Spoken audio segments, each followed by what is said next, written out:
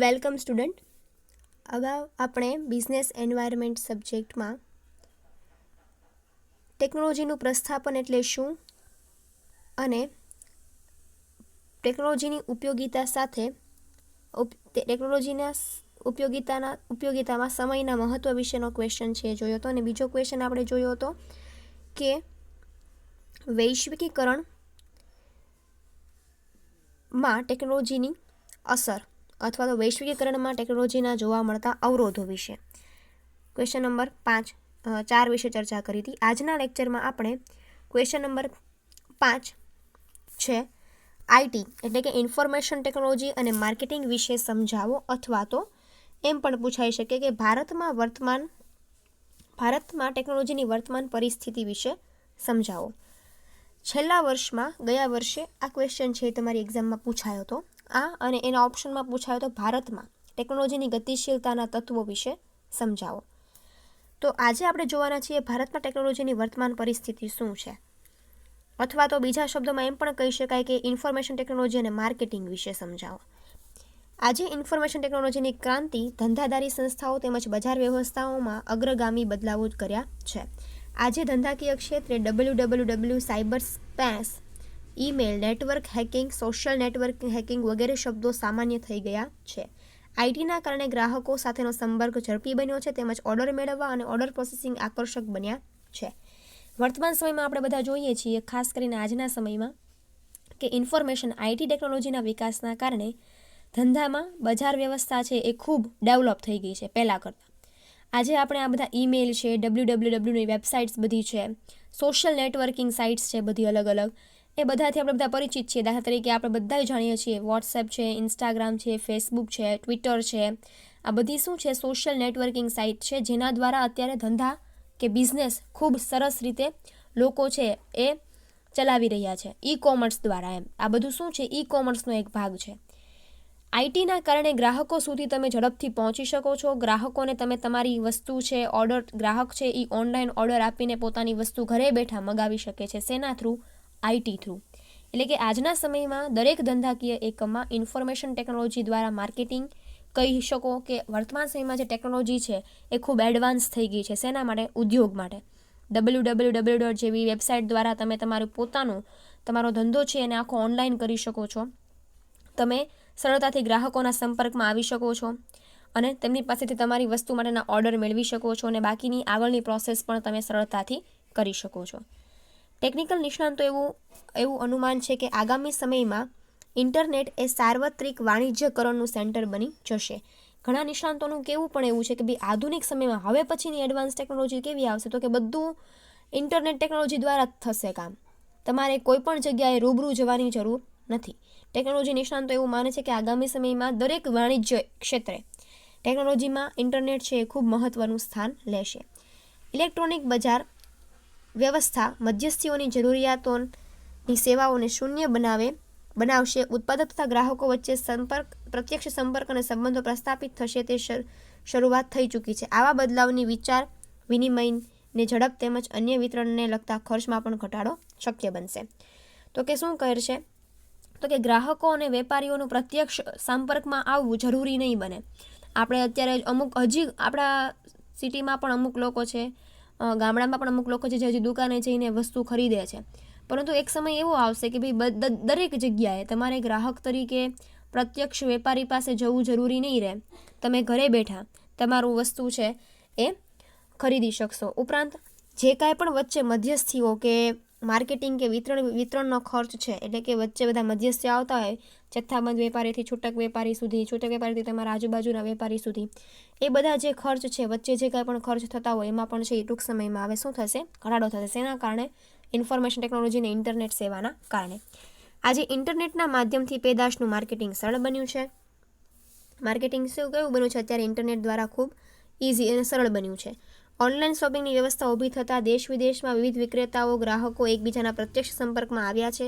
આમ વેપાર વાણિજ્યકારો અને વૈશ્વિક કક્ષાએ એક નવી ચેનલ ઊભી થઈ છે જે તેના અનુમાન કરતાં પણ ઝડપી છે. માર્કેટિંગ વ્યવસ્થા અંતર્ગત ઉત્પાદક અને વિતરણકાર પરસ્પર સંબંધો કેળવવા માટેનું એક પ્રેરક બળ આપ્યું છે. તો કે ભાઈ ઓનલાઈન અત્યારે છે એ શું થયું છે, ઇન્ટરનેટ દ્વારા ઓનલાઈન શોપિંગ છે એ તમે બધા સરળતાથી કરો છો. એમેઝોન છે, ફ્લિપકાર્ટ છે, આ બધી ઓનલાઈન કંપનીઓ છે જે પોતાનું એપ ડેવલપ કરીને ઘરે બેઠા લોકોને એની જરૂરિયાતની કે જે કોઈ પણ વસ્તુ એમને જોતી હોય ઘરે બેઠા પહોંચાડે છે. એટલે કે ગ્રાહકો અને વેચનાર બંને ડાયરેક્ટ ઓનલાઈન ઇન્ટરનેટ દ્વારા છે એ એકબીજાના સંપર્કમાં આવી જાય છે. એટલે કે એક રીતે એક આખું નવું જ ઇન્ફોર્મેશન ટેકનોલોજી દ્વારા એક નવું જ આખું બજાર છે એ ઊભું થયું છે. અને આનો વિકાસ પણ કેવો થયો છે, ઝડપી થયો છે. જેના કારણે માર્કેટિંગ કરનાર, ઉત્પાદક અને વિતરણકાર વચ્ચેના સંબંધો પણ છે એ ખૂબ સારા. વિતરણકાર એટલે શું, તો કે ભાઈ જે વસ્તુ ઉત્પાદન કરે છે ત્યાંથી ગ્રાહકો સુધી પહોંચાડવા માટે જે બધા વચ્ચે આવતા હોય મધ્યસ્થીઓ, સેલ્સમેનને બધા આવતા હોય એને વિતરણકાર કહેવામાં આવે. એમના વચ્ચે પણ એક સારો એવો સંબંધ છે ઊભો થાય છે. આઈટીમાં આવેલી ક્રાંતિએ વૈશ્વિક કક્ષાએ ઉદ્યોગ ધંધામાં મૂળમાં પ્રસરી ગઈ છે. આઈટી અને સંદેશા વ્યવહારના વિકાસના કારણે આજે સમય સ્થળના અવરોધો ઓછા થયા છે. કંપની કે વિતરણકારો માટે કોઈપણ સમય એ દુનિયાના કોઈપણ ખૂણે ધંધાકીય કંપનીની શરૂઆત અને તેનો વ્યાપ વધારવાનું કાર્ય અત્યંત સરળ બન્યું છે. તો કે ભાઈ ઇન્ફોર્મેશન ટેકનોલોજી દ્વારા ભલે તમે દુનિયાના કોઈપણ છેડા ઉપર તમારી કંપની ચલાવતા હો, પરંતુ તમારું વેચાણ છે એ દુનિયાના કોઈપણ ગ્રાહકોને તમે કરી શકો છો. એટલે કે કોઈપણ સમયે કોઈપણ સમય કે સ્થળના અવરોધો છે એ કોઈપણ કંપનીને નડતા નથી. કોઈપણ સમયે કોઈપણ સ્થળે તમે તમારો ધંધો કે તમારી કંપની શરૂ કરી અને વેચાણ કે ગ્રાહકો સુધી છે એ પહોંચાડી શકો છો. ઓપ્ટિકલ ફાઇબર ટેકનોલોજી તેમજ વિડીયો કોન્ફરન્સ, ટેલિકોન્ફરન્સની સગવડના કારણે પેદાશોની ભૌતિક સેવાઓ અને માર્કેટિંગનું કાર્ય પણ શક્ય બન્યું છે. ટેકનોલોજી વિનિમયને અત્યંત ઝડપી અને સરળ બનાવ્યો છે. તો કે ભાઈ ટેલિકોન્ફરન્સ અને વિડીયો કોલ આવું બધું ટેકનોલોજી ડેવલપ થવાથી સામાન્ય રીતે આપણે માર્કેટિંગ પણ છે સરળતાથી કરી શકીએ છીએ. અને આના દ્વારા આપણે વસ્તુનો વિનિમય ટેકનોલોજી દ્વારા એક જગ્યાએથી બીજી જગ્યાએ વસ્તુનો વિનિમય પણ સરળ અને ઝડપી બન્યો છે. આઈટીની અસરકારકતાના કારણે જો હવે એમ કીધું છે કે આઈટી ઉપયોગિતાને આજે વિવિધ કંપનીઓએ પોતાના માર્કેટિંગના કાર્યો તેમજ અન્ય બાબતોમાં નીચેના ફાયદાઓ પ્રાપ્ત કર્યા છે. એટલે કે આઈટી કંપની માટે એટલે કે ઇન્ફોર્મેશન ટેકનોલોજીમાં ભારતની વર્તમાન સ્થિતિમાં કયા કયા ફાયદાઓ જોવા મળ્યા છે. એક પહેલું છે ઇન્વેન્ટરીમાં ઘટાડો. એટલે કે ઇન્વેન્ટરી એટલે શું, ઇન્વેન્ટરીને ગુજરાતીમાં આપણે કહીએ ને તો સ્ટોક કહેવાય. તો કે ભાઈ સ્ટોકમાં ઘટાડો, કારણ કે જ્યારે જે વસ્તુનો ઓર્ડર આવે ત્યારે એ વસ્તુ છે એ સીધી ઉત્પાદન કરીને ગ્રાહકને વેચાણ કરવાની હોય છે. એટલે કે જેટલા પ્રમાણમાં ગ્રાહકોની માંગ હોય એટલા જ પ્રમાણમાં ગ્રાહકોની માંગ જેટલા પ્રમાણમાં થાય એટલા જ પ્રમાણમાં છે એ ઉત્પાદન છે એ થાય છે. તો જેના કારણે તમારે વધારે પ્રમાણમાં ઇન્વેન્ટરી એટલે કે માલનો સ્ટોક છે એ રાખવો પડતો નથી. વિતરણના સમયગાળામાં ઘટાડો. એટલે કે વિતરણ એટલે શું, તો કે ભાઈ વિતરણ એટલે કે ગ્રાહકોએ જે કોઈ પણ વસ્તુની માંગ કરી હોય એ ગ્રાહકો સુધી પહોંચાડવા માટે શું હોય, તો કે એક ચોક્કસ ચેનલ હોય, વિતરણ હોય. વિતરણ એટલે શું થાય, ડિસ્ટ્રીબ્યુશન થાય. ઇંગ્લિશમાં ડિસ્ટ્રીબ્યુશન થાય. જે તે સમયે જે તે જગ્યાએ જે તે ગ્રાહકોને વસ્તુ પહોંચાડવાનો સમયમાં પણ શું થયો છે, ઘટાડો થયો છે. ઉત્પાદનના વધારા પર અંકુશ. એટલે કે જે પ્રમાણે લોકોના ઓર્ડર આવે છે, જે પ્રમાણે ઓનલાઈન ઓર્ડર આવતા હોય એટલા પ્રમાણે જ વસ્તુનું ઉત્પાદન થાય. એટલે કે વધારે પડતું ઉત્પાદન છે એ થતું નથી. ઉત્પાદન ઉપર પણ કેવું આવે છે, અંકુશ આવે છે. બજારી પરિવર્તનને યોગ્ય પ્રતિસાદ. એટલે કે બજારમાં આવતો પરિવર્તન છે એને સ્વીકારીને ઉત્પાદક શું કરે છે, વસ્તુ બનાવે છે. ટેકનોલોજીમાં ફેરફાર આવ્યો હોય તો એ નવી ટેકનોલોજીનો ઉપયોગ કરીને એ પ્રમાણે વસ્તુનું ઉત્પાદન કરે છે. એટલે કે બજારમાં આવતા પરિવર્તનના કારણે વસ્તુનું ઉત્પાદન થવાથી વસ્તુનો જે સ્ટોક છે એ ખૂબ લિમિટેડ હોય છે. આઉટસ્ટોક અથવા વેચાણ દરના ઘટાડામાં ફાયદો. એટલે કે જરૂરિયાત કરતાં વધારાનો સ્ટોક છે એ તમારી પાસે રહેતો નથી, કારણ કે જેટલા પ્રમાણમાં ઓનલાઈન ઓર્ડર આવ્યા હોય એટલા પ્રમાણમાં તમે વસ્તુનું પેકિંગ કરો છો, એટલા વસ્તુનું ઉત્પાદન કરો છો, જેના કારણે તમને છે એ તમારા સ્ટોકમાં પણ શું થાય છે, ફાયદો થાય છે. બિનજરૂરી પેપરવર્ક અને અન્ય પ્રક્રિયામાં ઘટાડો. તો કે ભાઈ ઓનલાઈન બધી પ્રોસેસ થવાથી બધા ડોક્યુમેન્ટ્સ છે એ તમારા ફોનમાં જ તમે છે કે તમારે કોઈ પણ જગ્યાએ તમે દુનિયાના કોઈ પણ ખૂણા પર હો, તમારા ફોનમાં તમે કોઈ પણ ડોક્યુમેન્ટ છે રાખી શકો છો. એટલે કે ખોટા પેપરવર્ક પાછળ જે સમય જતો હતો, જે પેપરવર્કની મોટી પ્રક્રિયાઓ કરવી પડતી હતી, એ હવે ઇન્ટરનેટ ટેકનોલોજી અને ઇન્ફોર્મેશન ટેકનોલોજીના કારણે હવે તમારે બહુ મોટા પેપરવર્ક કે એવું કાંઈ કરવું પડતું નથી, કારણ કે દરેક કામ શું થઈ ગયું, ઓનલાઈન થઈ ગયું. ફોર એક્ઝામ્પલ આપણે ઉદાહરણ લઈએ તો તમારા ઓનલાઈન એડમિશન ફોર્મ હોય કે તમારે ઓનલાઈન એક્ઝામ ફોર્મ હોય એ બધું પણ અત્યારે તમે કેવું કરો છો, ઓનલાઈન કરો છો. તમારે એના માટે બહુ પેપર વર્ક રાખવું પડતું નથી. એટલે જ બિનજરૂરી પેપર વર્ક અને અન્ય પ્રક્રિયાઓમાં પણ ઘટાડો થયો છે. સંગ્રહ અને પરિવહન ખર્ચમાં ઘટાડો. તો કે ભાઈ પેપર વર્ક તમે કરો તો એ પેપરને તમારે લાંબા ગાળા સુધી સાચવી રાખવા પડે. તો સંગ્રહ અને પરિવહન ખર્ચનો પણ શું થયો છે, ઘટાડો થયો છે. ઉત્પાદન અને વેચાણનું સુવ્યવસ્થિત આયોજન. એટલે કે ઉત્પાદન અને વેચાણનું પણ કેવું થયું છે, એક આખું વ્યવસ્થિત રીતે આયોજન છે એ થયું છે. ઉપરોક્ત તમામ મુદ્દાઓ કંપનીને ન્યૂનતમ પડતરનો લાભ પૂરો પાડે છે અને ગ્રાહકો તરફ શ્રેષ્ઠ સેવાના પ્રવાહને કારણે માર્કેટિંગ અને ગ્રાહક કેન્દ્રીય અભિગમને સાર્થક કરે છે, સાથે નફો પણ પ્રાપ્ત કરે છે. તો કે ભાઈ ઉપરના જેટલા કાંઈ પણ આપણે 8 પોઈન્ટ જોયા એ 8 પોઈન્ટ બને ત્યાં સુધી દરેક પેઢીને ઉત્પાદનનો ખર્ચ કે પડતર છે એ ઘટાડવાનું કામ કરે છે અને સાથે સાથે પેઢીને પણ ફાયદો થાય છે અને ગ્રાહક પણ શું થાય છે, ગ્રાહકોને પણ સંતોષ થાય છે. વાણિજ્યમાં ઇન્ટરનેટનો ઉપયોગ એટલે કે ઈ કોમર્સ આજે વિવિધ ઉત્પાદકો ઈ કોમર્સની માહિતીની આપલે તેમજ વિવિધ વાણિજ્ય પ્રવૃત્તિઓ કરે છે. બજારમાં માંગની માહિતીને દુનિયાના કોઈપણ છેડે ગ્રાહકો પાસે મેળવવા તેમજ તેમની સેવાઓ પૂરી પાડવા માટે નાણાં પ્રાપ્ત કરવા માટેની બાબતોને સરળ બનાવે છે. તો કે ભાઈ વેપાર અને વાણિજ્યમાં પણ ઇન્ટરનેટ સેવાઓનો ઉપયોગ છે એ દરેક રીતે દુનિયાના કોઈ પણ ખૂણે બેઠેલા ગ્રાહકને તમે તમારી વસ્તુ વિશેની માહિતી આપી શકો અને કોઈ પણ વ્યક્તિ છે એ માહિતીને સરળતાથી લઈ શકે છે. દાખલા તરીકે આપણે લઈએ તો એમેઝોન છે, ફ્લિપકાર્ટ છે, સ્નેપડીલ છે, આ બધી શું છે, ઓનલાઈન ઈ કોમર્સની કંપનીઓ છે જે ઓનલાઈન વસ્તુનું ખરીદી અને વેચાણ કરે છે. તો એમેઝોનની મુખ્ય ઓફિસ ભલે અમેરિકામાં આવેલી હોય, પરંતુ અમેરિકામાં એ હોવા છતાં આપણે ભારતમાં પણ આપણે આપણા ઘરે પણ એમેઝોનનું એપ છે, ઓનલાઈન છે, ઇન્ટરનેટમાં સર્ચ કરીને એમેઝોનમાં જે કોઈ પણ વસ્તુ વેચાતી હોય એ વસ્તુ આપણે આપણા ઘરે છે અત્યારે હાલમાં પણ મંગાવી શકીએ છીએ. એટલે કે ઈ કોમર્સ દ્વારા વાણિજ્ય એટલે કે વેપારમાં પણ શું થયું છે, તો કે ભાઈ દુનિયામાં કોઈ પણ છેડે બેઠેલો વ્યક્તિ છે એ સરળતાથી ઈ કોમર્સ દ્વારા પોતાની વસ્તુની જરૂરિયાત હોય એ પ્રમાણેની વસ્તુની ખરીદી અને વેચાણ સરળતાથી કરી શકે છે અને કોઈ પણ સેવાઓનો લાભ ઉઠાવી અને નાણાંની આપલે પણ સરળતાથી કરી શકે છે. જો અહીંયા ઉદાહરણ આપ્યું જ છે તમને, દાખલા તરીકે એમેઝોન, સ્નેપડીલ, ફ્લિપકાર્ટ જેવી સેવાઓ ઓનલાઈન શોપિંગ મોલ શરૂ કર્યા છે જેમાં ગ્રાહક માત્ર ચીજવસ્તુઓ ખરીદી નહીં પરંતુ બજેટ મુજબ વિવિધ પેદાશો અંગેની માહિતી મેળવી તેમજ ગુણવત્તાની ચકાસણીનું કાર્ય પણ કરી શકે છે.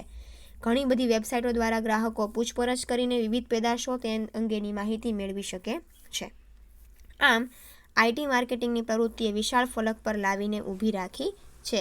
આજે વિવિધ માર્કેટિંગ પ્રવૃત્તિઓ આઈટી સાથે જોડતા ઈ કોમર્સ અને ઈ બિઝનેસમાં પરિણમ્યો છે. તો કે ભાઈ સ્નેપડીલ, ફ્લિપકાર્ટ, એમેઝોન એ બધી ઓનલાઈન શોપિંગ છે જેમાં ગ્રાહક માત્ર વસ્તુ ખરીદી નથી શકતો પરંતુ એ બીજી બધી વસ્તુની સાથે પોતાને જે વસ્તુ ખરીદવી હોય તેની કમ્પેરિઝન, તેની સરખામણી કરી શકે છે, ચકાસણી કરી શકે છે, ગુણવત્તાની ચકાસણી કરી શકે છે અને પોતાના બજેટમાં એને જેવી વસ્તુ જોતી હોય તેવી તે પ્રાપ્ત કરી શકે છે. તો આ વાત થઈ ક્વેશ્ચન નંબર 5 કે ઇન્ફોર્મેશન ટેકનોલોજીને માર્કેટિંગ વિશે સમજાવો અથવા તો ભારતમાં વર્તમાન ટેકનોલોજીની પરિસ્થિતિ વિશે સમજાવો. એની પછીનો યુનિટ નંબર 4નો લાસ્ટ ક્વેશ્ચન છે જે આપણે અત્યારે જોઈએ જ લઈએ. ટેકનિકલ વિનિમય સ્તર પદ્ધતિ અને તેના અગત્યના મુદ્દા વિશે ચર્ચો. ટેકનિકલ વિનિમય સ્તર એટલે શું, તો કે ભાઈ ટેકનોલોજીની આપલે કેમ થાય. વિનિમય એટલે શું થાય, એક જગ્યાએથી બીજી જગ્યાએ ફેરબદલી કરવી વિનિમય કહેવાય ને. તો ટેકનોલોજીનું વિનિમય સ્તર કેવું છે, તેની પદ્ધતિ કેવી છે અને તેના અગત્યના મુદ્દાઓ.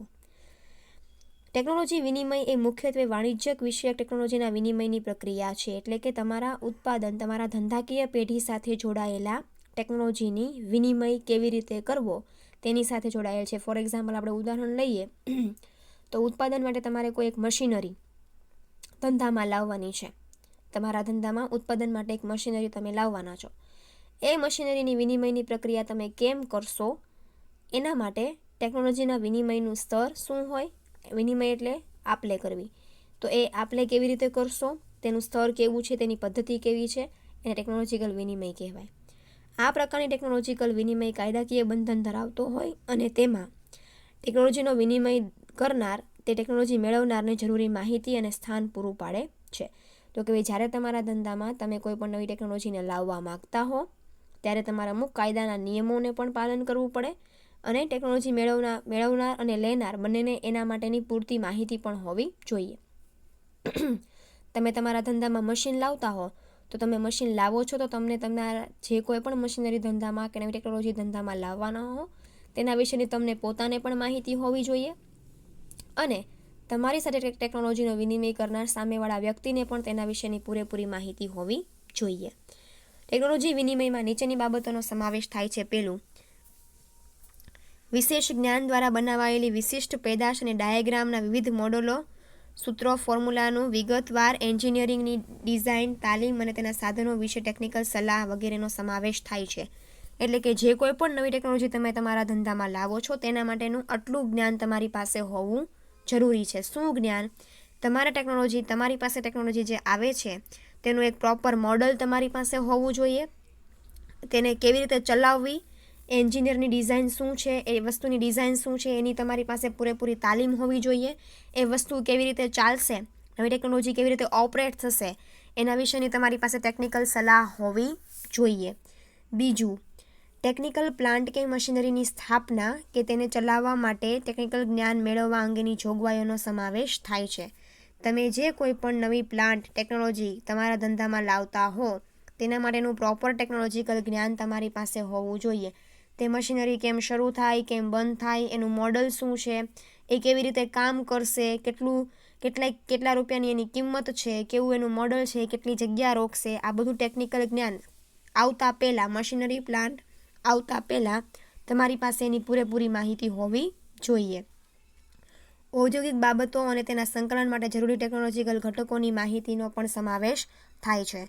તમારે બીજી કંપની સાથે તમે સંકલન કરતા હો ટેકનોલોજી દ્વારા, એટલે કે તમારી કંપની બીજી કંપની સાથે કંઈક જોડાણ કરતી હોય, વેપાર કરતી હોય, સંકલન કરતી હોય, ભેગી થઈને કામ કરતી હોય તો એ માટે પણ દરેક ઘટકોને તમારે ધ્યાનમાં લેવા જોઈએ.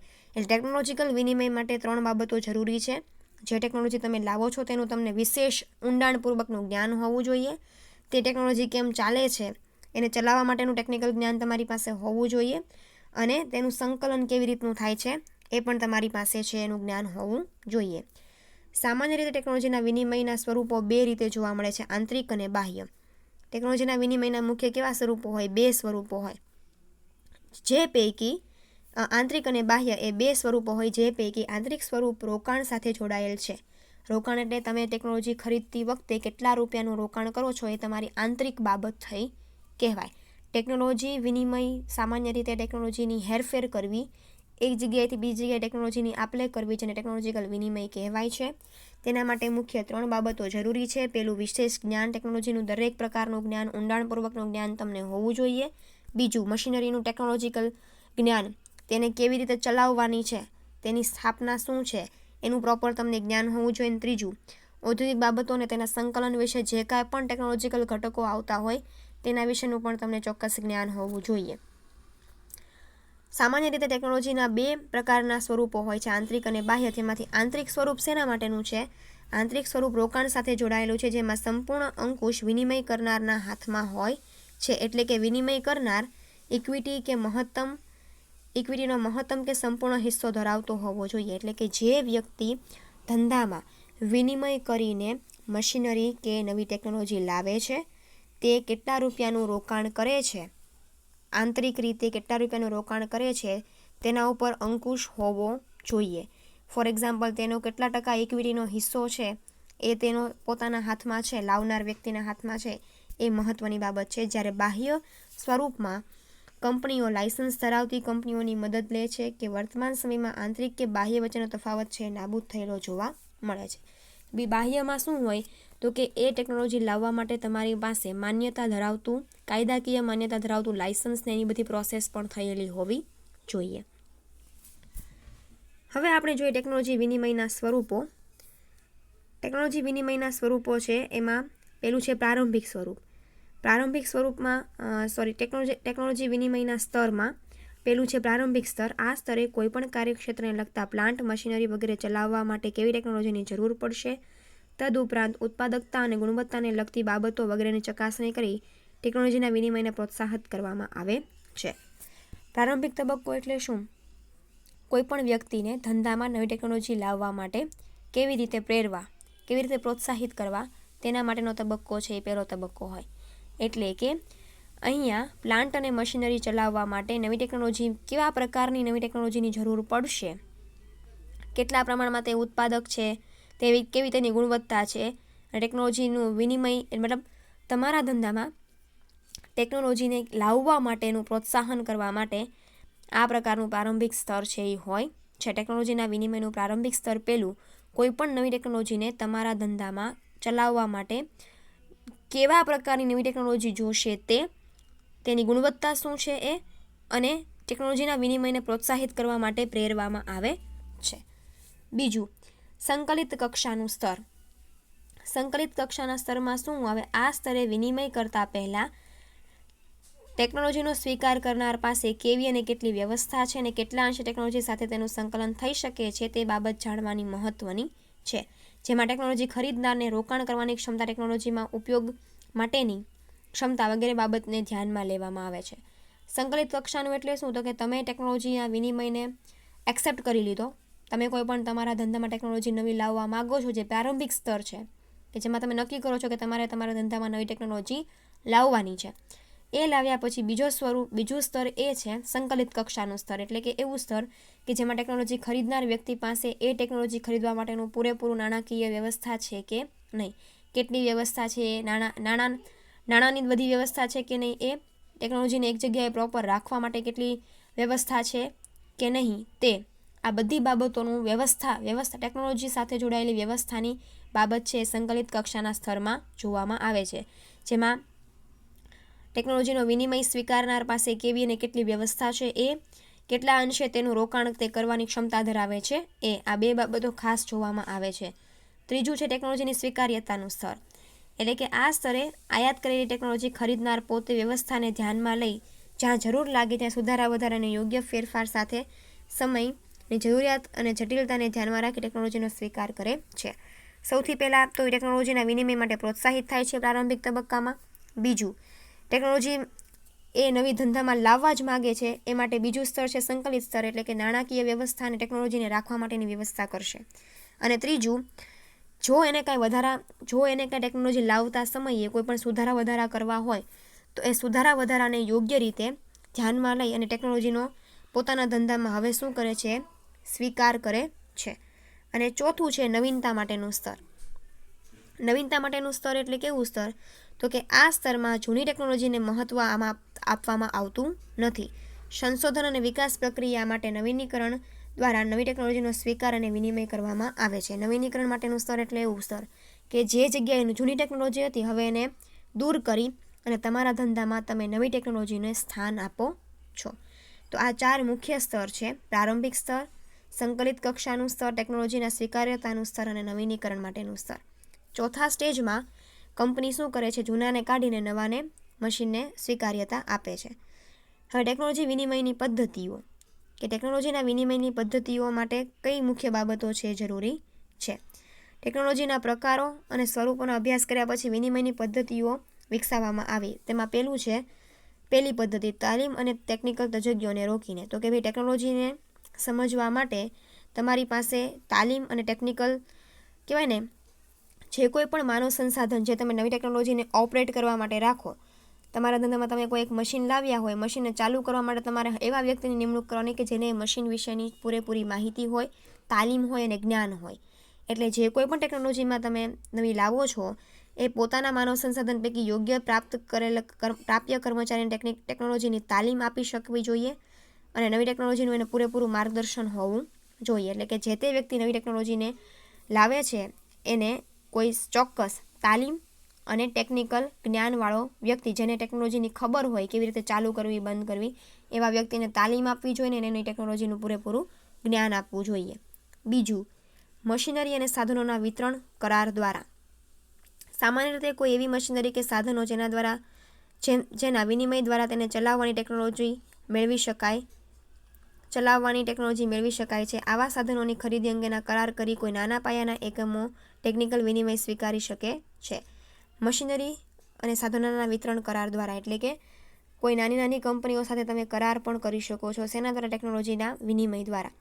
ટેકનોલોજીના વિનિમય દ્વારા તમે નાની કંપનીઓ સાથે વિનિમયના કરાર એવી રીતે કરી શકો કે તમારી મોટી ટેકનોલોજીમાં તમારે કોઈ નાના સ્પેર પાર્ટને એવું જોતું હોય તો તમને એ નાના એકમો પાસેથી મળી રહે. એટલે એવા લોકો સાથે તમે વિતરણના કરાર પણ કરી શકો છો.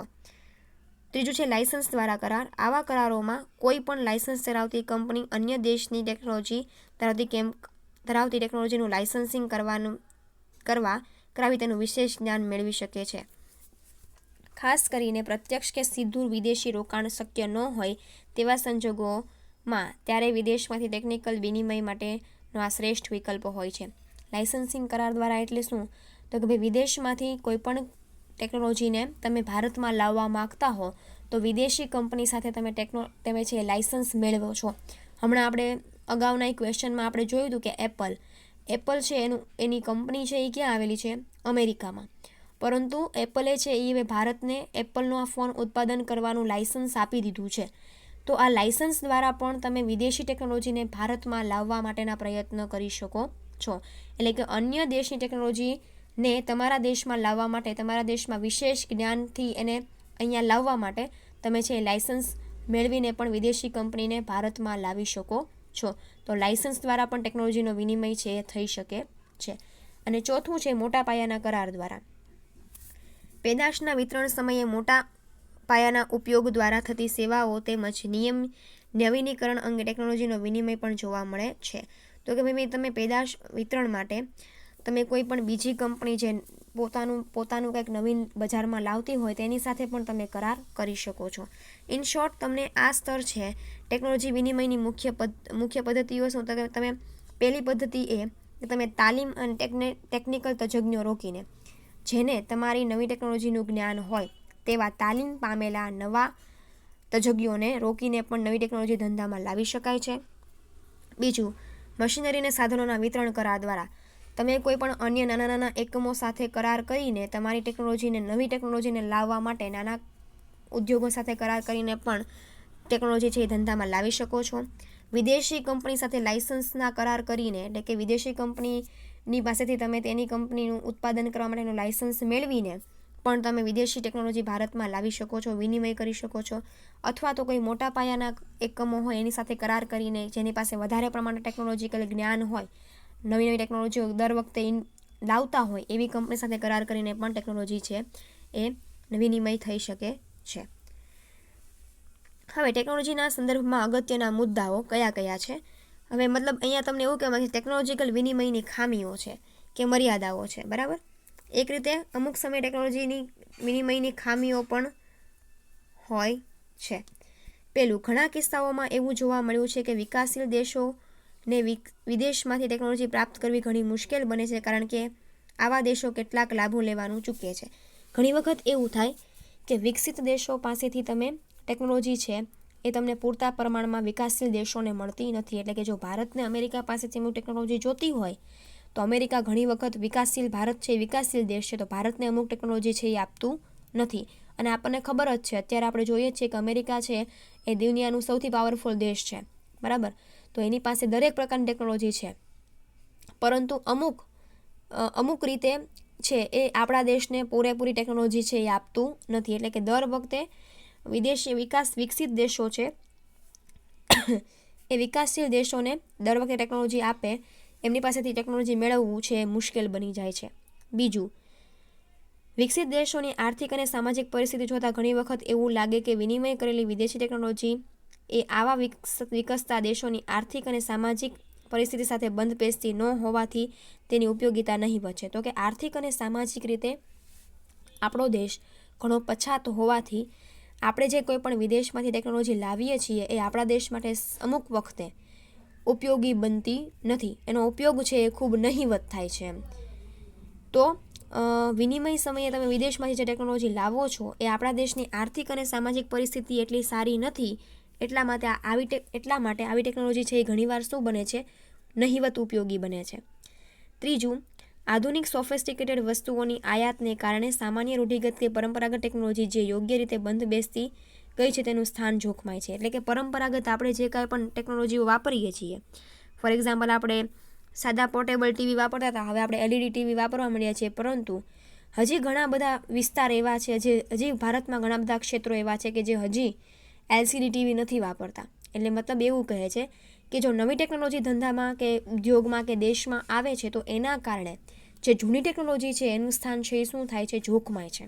બ્લેક એન્ડ વ્હાઇટ ટીવી તો હાલો હવે કોઈ યુઝ જ નથી કરતું, પરંતુ જે પોર્ટેબલ ટીવી જે હોય છે, LCD ટીવી આવવાથી જે પોર્ટેબલ ટીવી છે એનો પણ છે હવે ક્રેઝ ઓછો થતો ગયો છે. ઇન શોર્ટ એવું કહેવા માગે છે કે નવી ટેકનોલોજી ધંધામાં આવતી હોય તો જે જૂની અને પરંપરાગત ટેકનોલોજી છે એનું સ્થાન શું છે, જોખમાયું છે, એટલે કે એ નાબૂદ થતી ગઈ છે. અને ચોથું છે, આજ સુધીના વિકસિત દેશોમાં એવી પ્રથા રહી છે કે આઉટડેટેડ થયેલી એટલે કે જૂની પુરાણી ટેકનોલોજી હોય તે વિકસતા દેશોને પધરાવી દેવામાં આવે છે, જેથી વિકાસશીલ દેશોને ક્યારેક આધુનિક ટેકનોલોજીનો ઉપયોગ કરી શકે નહીં. શું કહે છે, અદ્યતન ટેકનોલોજીના માલિકો વિકસતા દેશોમાં તેની ભંગાર ટેકનોલોજીને પહોંચાડી દેવાના માધ્યમ ગણાય છે. તે કહેવું ખોટું નથી. મતલબ એવું કહે છે કે વિદેશોમાં જે ટેકનોલોજી અત્યારે જૂની થઈ ગઈ હોય એવી ટેકનોલોજી છે એ વિકાસશીલ દેશને આપી દેવામાં આવે છે. ફોર એક્ઝામ્પલ આપણે ઉદાહરણ લઈએ તો અમેરિકામાં જે ટેકનોલોજી છે એ સાવ જૂની થઈ ગઈ છે, એવી ટેકનોલોજી છે એ અમેરિકા છે એ ભારતને આપે છે. તો ભારતને કેવું મળે છે, આઉટડેટેડ જૂની પુરાણી જે ટેકનોલોજી વિકસિત દેશોમાં જૂની થઈ ગઈ છે એ ટેકનોલોજી છે એ વિકાસશીલ દેશોને મળે છે. તો એ છે એ શું થાય છે, તો એ વસ્તુ ખોટી છે. બરાબર, જે દેશમાં જે ટેકનોલોજી જ્યારે અસ્તિત્વમાં આવી હોય બધા દેશને ત્યારે તે ટેકનોલોજી મળવી જોઈએ. તો વિકાસશીલ દેશને શું થાય, વિકાસશીલ દેશને છે આધુનિક ટેકનોલોજી, નવી ટેકનોલોજી વાપરવા માટેનો સમય મળતો નથી. નવી ટેકનોલોજી છે એ લોકો ઉપયોગમાં લઈ શકતા નથી. તો આજે આપણે તમારા યુનિટ નંબર 4ના 2 ક્વેશ્ચન જોયા. એક કે ઇન્ફોર્મેશન ટેકનોલોજી વિશે અને માર્કેટિંગ વિશે સમજાવો, અથવા તો ભારતમાં વર્તમાન સમયમાં ટેકનોલોજીનું સ્વરૂપ કેવું છે, પરિસ્થિતિ કેવી છે એ જોયું. અને છેલ્લો ક્વેશ્ચન આપણે એ જોયું કે ટેકનોલોજીના વિનિમયનું સ્તર, પદ્ધતિ અને તેના અગત્યના મુદ્દાઓ. સ્તરના મુખ્ય 3 છે, પ્રારંભિક સ્તર, સંકલિત સ્તર, 4 છે, પ્રારંભિક સંકલિત ટેકનોલોજીની સ્વીકાર્યતાનું સ્તર અને નવીનીકરણનું સ્તર. અને પદ્ધતિમાં તાલીમ અને ટેકનિકલ તજજ્ઞો રોકીને, મશીનરી અને સાધનોના વિતરણ કરાર દ્વારા, લાઇસન્સિંગ દ્વારા અને મોટા પાયાના કરાર દ્વારા. અને અગત્યના મુદ્દાઓમાં ટેકનોલોજી વિનિમયની ખામીઓ વિશે ચર્ચા કરી. તો આજે આપણે અહીંયા યુનિટ નંબર 4 છે પૂરું કરીએ છીએ. નેક્સ્ટ લેક્ચરમાં આપણે યુનિટ નંબર 2 જે તમારું છેલ્લું યુનિટ છે બાકી છે એના ઉપર ચર્ચા કરીશું. Thank you.